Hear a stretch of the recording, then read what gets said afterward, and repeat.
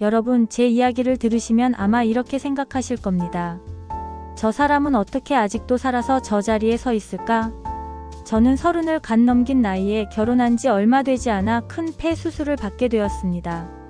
수술실의 불빛은 너무 차가웠고 마취가 스며드는 순간 이제 끝이구나라는 절망이 제 온몸을 감쌌습니다.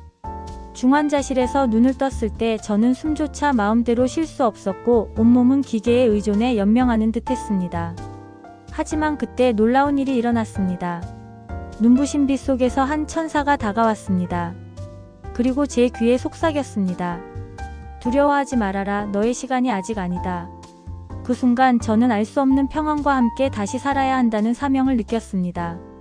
그러나 기적처럼 살아났다고 해서 제 인생이 곧바로 꽃길이 된 건 아니었습니다.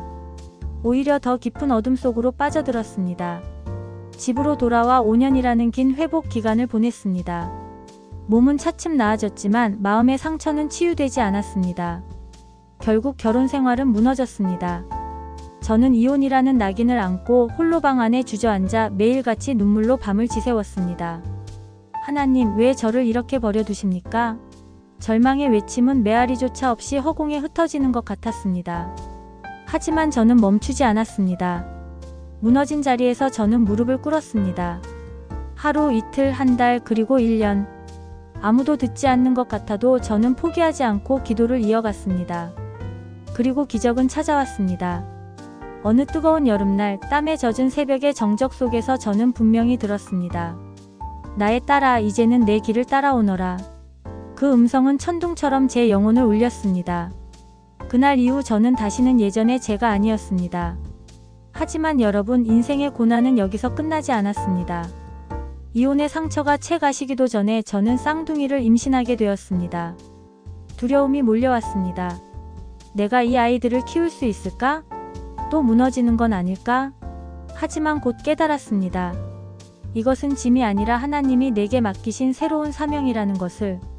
하나님께서는 제가 무너졌다고 생각한 그 자리에 두 생명을 심으시며 다시 일어나게 하신 것입니다. 쌍둥이를 키우는 길은 결코 쉽지 않았습니다.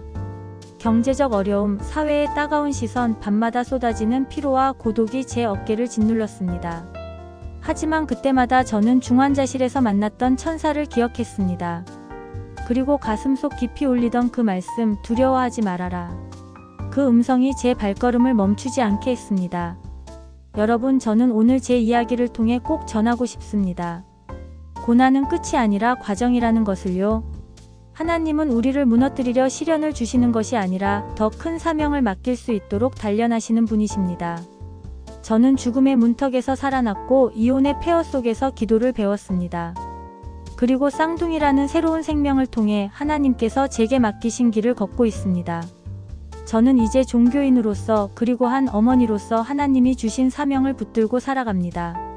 제 이야기가 여러분에게 작은 위로와 큰 희망이 되길 바랍니다. 그리고 마지막으로 부탁드립니다.